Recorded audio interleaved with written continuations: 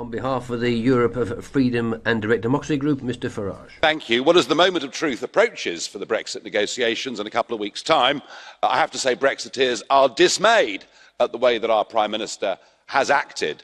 I've got to hand it, Mr Juncker, to your negotiators. They're very much better than ours. The previously undiscussed issue of the Irish border, never a problem at any point during the referendum, has very effectively been weaponised by Barnier. But of course, this has got nothing to do with the Good Friday Agreement, nothing to do with the peace process whatsoever. No, Barnier is much cleverer than that. This is all to do with making sure that the United Kingdom stays with the European regulatory framework.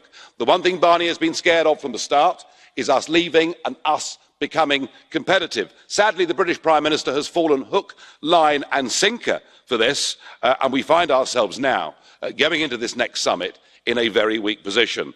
There is, of course, a better approach to all of this that would satisfy both democratically the Brexit vote and, I think, the demands of German industry and exporters. I mean, don't forget what an important marketplace we are.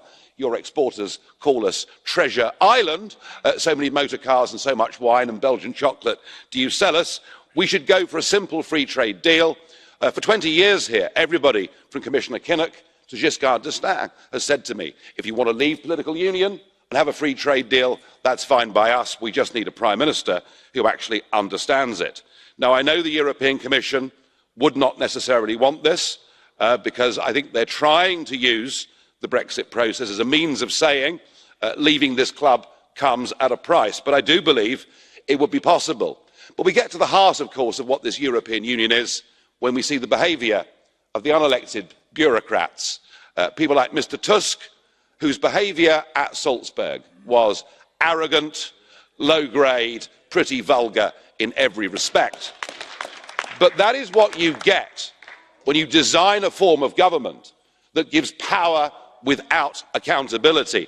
Nobody voted for these guys, and nobody can get rid of these guys. They can do what the hell they like, and increasingly, the authoritarian nature of this club, taking away voting rights from Hungary, Poland, and who knows next.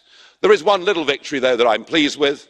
For a decade here, I have noticed that centralising, authoritarian tone began to sound very like the old Soviet Union, the concept of limited sovereignty of individual nation states. I even talked in the past about the Volkerkerker, the old Austro-Hungarian prison of nations, and to see the British Foreign Secretary Jeremy Hunt now using that language means we have shifted the centre of gravity, we have shifted this debate. I know many of you here still think that we're a hostage and that you're going to demand some extraordinary ransom from us. We're not. We're a free people. Under the right leadership, we'd say to you, let's have a free trade deal, or we would simply walk away.